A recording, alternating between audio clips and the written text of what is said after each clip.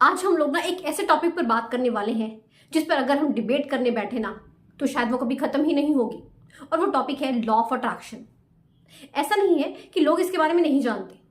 अगर आप गूगल पर सर्च करने बैठेंगे ना तो इतनी वीडियोस आ जाएंगी ना कि बस पूछिए मत। इसका मतलब कुछ ना कुछ तो है, कहीं ना कहीं कोई रियलिटी तो जरूर है। कुछ लोगों का मानना है कि लॉ ऑफ अट्रैक्शन काम करता है, वहीं कुछ लोगों का मानना है कि लॉ ऑफ अट्रैक्शन बिल्कुल काम नहीं करता। आपके ना इस कंफ्यूजन को आज इस वीडियो के थ्रू मैं दूर करने वाली हूँ। सबसे पहले तो मैं आपको इतना बता दूं कि जो लॉ ऑफ अट्रैक्शन है ये 100% काम करता है। अब कमी कहाँ है वो अभी आपको बताती हूँ। आपका ज्यादा समय मैं वेस्ट नहीं करने वाली हूँ और ना ही मैं वीडियो को बहुत ज्यादा लंबा बनाने वाली हूँ। इन शॉर्ट आपको ना बेसिक सी चीज समझाऊंगी ताकि आपको आसानी से समझ में आ सके। लॉ ऑफ अट्रैक्शन के अकॉर्डिंग जिस लेवल पर हमारी वाइब्रेशन होती है उसी के अकॉर्डिंग हम चीजों को अपनी लाइफ में मैनिफेस्ट करते हैं। हम जैसी वाइब्रेशंस अपने अंदर से निकालते हैं वही वाइब्रेशंस यूनिवर्स तक जाती हैं और हम तक रिटर्न आती हैं। मतलब हमारी जितनी हाई लेवल की वाइब्रेशन होगी ना उतना ही हम अपनी लाइफ में चीजों को जल्दी मैनिफेस्ट करते हैं। मगर जो ये वाइब्रेशंस हैं, फ्रीक्वेंसी है, ये हमारे अंदर से आती है। हम लोग मैनिफेस्ट करते हैं, लॉ ऑफ अट्रैक्शन को मानते हैं सिर्फ बाहरी तौर पर। यही हमारी सबसे बड़ी मिस्टेक है। हमारी जो वाइब्रेशंस है उनकी जो फ्रीक्वेंसी है वो तो बहुत लो है। हमें अपनी वाइब्रेशंस को, उनकी फ्रीक्वेंसी को ना यूनिवर्स की वाइब्रेशंस के लेवल तक लेकर जाना होता है। हम ये काम नहीं कर पाते। जो लोग इस काम को कर लेते हैं उनके लिए लॉ ऑफ अट्रैक्शन काम करता है। आपने सुना है ना, लाइक अट्रैक्ट्स लाइक। ठीक ऐसे ही जैसी आपकी वाइब्रेशंस है ना उसी के अकॉर्डिंग आपको रिजल्ट मिलता है। लॉ ऑफ अट्रैक्शन में बेसिकली ना 3 स्टेप्स होते हैं, ask, believe and then receive. इनको ना आपको अच्छे से समझना है। आस्क ये तो हम कर लेते हैं, है ना, मांगना। किससे मांगना है? यूनिवर्स से। यूनिवर्स में ना हर चीज अपार है। हमें जो कुछ चाहिए, जो हमारा गोल है, हम अपनी लाइफ में जो मैनिफेस्ट करना चाहते हैं वो हम यूनिवर्स को बोलते हैं। इतना हो गया। अब आस्क और बिलीव के बीच में आता है आपकी थॉट्स, फीलिंग्स एंड इमोशंस। आपने जब यूनिवर्स को बोल दिया ना कि मुझे ये पर्टिकुलर चीज चाहिए, उसके बाद आपका जो बिलीव सिस्टम है ना ये होना चाहिए स्ट्रॉन्ग। और ये स्ट्रॉन्ग कैसे होगा? जब आपकी थॉट्स पॉजिटिव होंगी, जब आपकी इमोशंस, आपकी फीलिंग्स हेल्दी होगी, प्योर होंगी, आप खुश होंगे, तब जाकर आपका बिलीव सिस्टम स्ट्रॉन्ग बनता है कि हाँ मैं कैपेबल हूं इस पर्टिकुलर चीज को पाने के लिए। तभी आपको वो चीज मिलती है, यूनिवर्स आपको वो चीज देता है। यहां पर हम लैक कर जाते हैं। हम सिर्फ बाहरी तौर पर मांगते हैं, हमें ये चाहिए, हमें वो चाहिए, मगर कमी कहाँ है? हमारी थॉट्स तो नेगेटिव हैं। हमारी फीलिंग्स है ही नहीं कि हमें वो चीज मिलेगी। हमारी इमोशंस उदासी वाले हैं, दुख वाले हैं। मान लीजिए आपको कोई घर चाहिए, आपने यूनिवर्स को बोला कि मुझे घर चाहिए। अब घर चाहिए, यूनिवर्स तक ये मैसेज चला गया। Second step believe. बिलीव कब स्ट्रांग होगा? आपकी थॉट्स क्या कह रही हैं? आपके मन में तो विचार चल रहा है कि यार आज के टाइम में घर खरीदना कितना मुश्किल काम है, मेरे पास इतने पैसे ही नहीं है, पहले से ही इतनी मेरे पास EMI चल रही हैं, कैसे करूंगा मैं मैनेज? किसी अच्छी जगह पर घर लेना और भी ज्यादा मुश्किल है।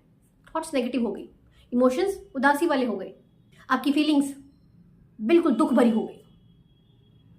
तो यूनिवर्स तक मैसेज क्या गया कि आप तो उस चीज को पाने के लिए प्रिपेयर ही नहीं है। मतलब जानते हैं कि आप इस चीज को ले नहीं सकते। आपका बिलीफ सिस्टम कमजोर पड़ गया। आपको यहां पर अपने आप को रेक्टिफाई करना है। आपने खुद को स्ट्रांग बनाना है, बिलीफ सिस्टम को स्ट्रांग बनाना है कि ये चीज तो बस मेरी हो गई समझो। जब आप ऐसा सोचना शुरू करते हैं ना तो वो चीज खुद ही आपकी तरफ अट्रैक्ट होने लगती है। यही स्टेप सबसे मेन है। बिलीव के बाद है रिसीव। उनके बीच में एक और स्टेप है, वो है एक्शन।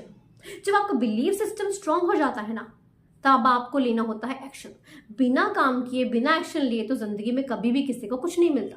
खाना खाना है तो हाथ से उठाकर मुंह में डालना पड़ेगा ना, एक्शन तो करना ही पड़ेगा।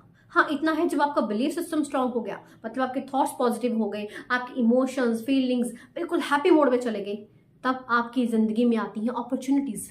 आपको एक ऐसा इंसान मिल जाएगा जो आपकी बहुत ही बढ़िया डील करा देगा। आपके ना रास्ते खुल जाएंगे और तब आप तैयार हो जाएंगे उस पर्टिकुलर चीज को रिसीव करने के लिए, क्योंकि सबसे एंड में तो बस रिसीव ही होता है। तो आपको समझ में आ गया, लॉ ऑफ अट्रैक्शन में बेसिकली यही चीजें हैं, इन्हें कीजिए। अब आपको मैं बताती हूँ मैनिफेस्टेशन की ना टेक्निक्स बिल्कुल सिंपल, ज्यादा कॉम्प्लिकेटेड कुछ भी नहीं है।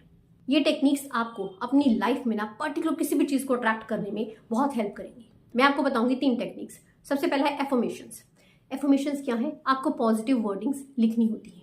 आप आखिर अपनी ज़िंदगी में पाना क्या चाहते हैं? Health, wealth, prosperity, name, fame, कोई भी चीज़ जो आप पाना चाहते हैं उससे रिलेटेड आपको एक एफर्मेशन तैयार करनी है and then you have to write it down.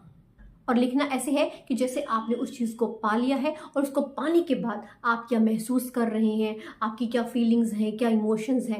You have to write it down in proper form. अच्छे से एक्सप्लेन करके लिखिए। फॉर एग्जाम्पल, आपने अपने सपनों का घर पा लिया है, ठीक है। स्टार्टिंग आपने करनी है थैंक यू से और एंडिंग भी आपने करनी है थैंक यू से, ठीक है। ये बहुत ज़रूरी है। तो लिखेंगे कैसे? थैंक यू यूनिवर्स, मैंने अपने सपनों का घर को पा लिया है, ये बहुत ही सुंदर है, जैसा मैंने सोचा था ये बिल्कुल वैसे ही है। इसका ग्रे कलर का गेट है और गेट बहुत बड़ा है, बड़ी गाड़ी भी आराम से एंटर कर सकती है। जैसे ही घर में एंटर करते हैं साइड में छोटा सा गार्डन है जिसमें बड़े सुंदर फूल उगे हुए हैं। एंड जैसे हम थोड़ा सा आगे जाते हैं तो घर का मेन डोर आता है, बहुत ही सुंदर है, एलिगेंट है। और जैसे ही मेन डोर से हम एंटर करते हैं जो सिटिंग एरिया है बहुत ही ब्यूटीफुल है। मतलब आपको ना हर चीज़, किचन को लेकर, रूम्स को लेकर कितने हैं, किस तरह से बने हुए हैं, वॉशरूम्स कैसे हैं, एक्सप्लेन कीजिए। मेरा घर बहुत अच्छा सा वेंटिलेटेड है, हर चीज़ लिखिए। जितना आप एक्सप्लेन कर सकते हैं ना उतना अच्छा है। अब आता है कि आपको कितनी बार लिखना है। देखिए, आपके पास जितना समय है ना उतनी बार लिखिए। आप चाहे 1 बार लिखें, चाहे आप 3 बार लिखें, चाहे आप 10 बार लिखें, ठीक है। जितना आपके पास समय है उतना लिख लीजिए। ये ज़रूरी नहीं है कि आपको एक टाइम पर लिखना है। जब भी आपको दिन में समय लगे लिख लीजिए। सुबह लिख लिया, है ना, दिन में कभी समय लगा तब लिख लिया, शाम को लिख लिया, रात को सोने से पहले लिख लिया। ऐसे करके आप लिखिए। अगर आप मुझसे पूछेंगे तो मैं एफर्मेशंस को लिखने के लिए सबसे बेस्ट टाइम जो होता है सुबह उठने के बाद। अब दूसरी चीज आती है पावर ऑफ वर्ड्स।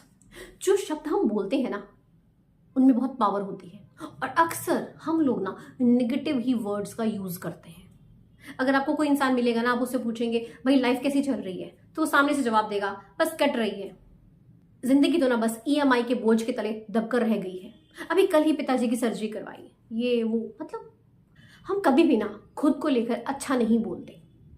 यही वो रीजन है जिसकी वजह से हम अपनी लाइफ में कभी ग्रो नहीं करते। लाइफ में ना चैलेंजेस आते रहते हैं, प्रॉब्लम्स आती रहती हैं, उन्हें उदासी से, है ना, फ्रस्ट्रेटेड होकर झेलने की जरूरत नहीं है। एक लाइफ में कभी भी ना एक्सक्यूजेस मत दीजिए, बहाने मत बनाइए। आप देखना कई बार जब हम बहाने के तौर पर कुछ बोलते हैं ना वो सच हो जाता है। तो एक्सक्यूजेस देना बंद कीजिए अगर आप वाकई में ग्रो करना चाहते हैं।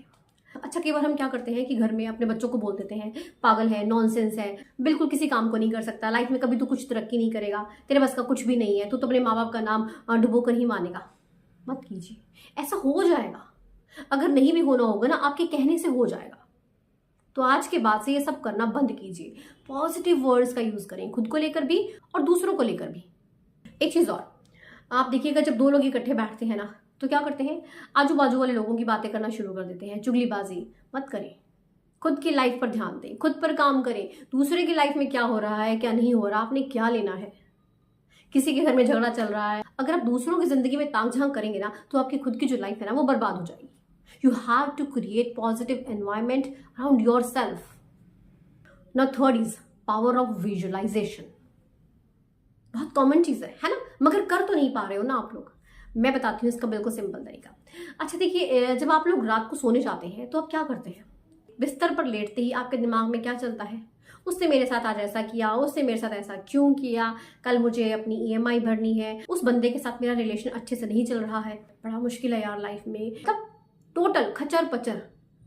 तो आप क्या कर रहे हो, आपके सोने से पहले का जो टाइम होता है ना वो होता है गोल्डन टाइम, और उस टाइम पर आप इन सब चीजों को, इस सब खचर पचर को विजुअलाइज कर रहे हो। और होता क्या है, ये सभी चीजें 10 गुना होकर आपकी लाइफ में और आती रहती हैं। फिर आप कहते हैं कि लॉ ऑफ अट्रैक्शन काम नहीं करता, मैनिफेस्ट कुछ भी नहीं हो पाता लाइफ में। ये रीजन है। उस टाइम पर आप विजुअलाइज करें अपने गोल को, जो आप पाना चाहते हैं उसके बारे में सोचें। आप एक अच्छी जॉब पाना चाहते हैं उसके बारे में सोचिए, आप कोई अच्छा सा घर पाना चाहते हैं उसके बारे में सोचिए, अपनी ड्रीम कार लेना चाहते हैं उसके बारे में सोचिए, आप चाहते हैं कि अच्छी सी लड़की से मेरी शादी हो जाए उसके बारे में सोचिए। जो आप पाना चाहते हैं ना उसको लेकर विजुअलाइज करें। ये तीनों ही टेक्निक्स आपको अपनी लाइफ में चीज़ों को अट्रैक्ट करने में बहुत हेल्प करेंगे, मगर इन्हें करने से पहले खुद को प्रिपेयर जरूर करें। प्रिपेयर करना कैसे है, you have to do meditation, you have to do deep breathing. आपके अंदर ना मेंटल पीस का होना बहुत जरूरी है। जब तक आप अंदर से शांत नहीं है ना आप कुछ भी नहीं कर सकते। तो पहले खुद को प्रिपेयर करें और फिर उसके बाद लॉ ऑफ अट्रैक्शन पर काम करें। लॉ ऑफ अट्रैक्शन से रिलेटेड अगर आपकी कोई क्वेरी है तो मुझे कमेंट करके जरूर बताइएगा। I will definitely help you. Video अच्छा लगा हो तो लाइक एंड शेयर जरूर कीजिएगा एंड चैनल पर नए हैं और अभी तक सब्सक्राइब नहीं किया तो जल्दी से कर लीजिए। मिलते हैं ऐसी एक नई वीडियो के साथ। धन्यवाद।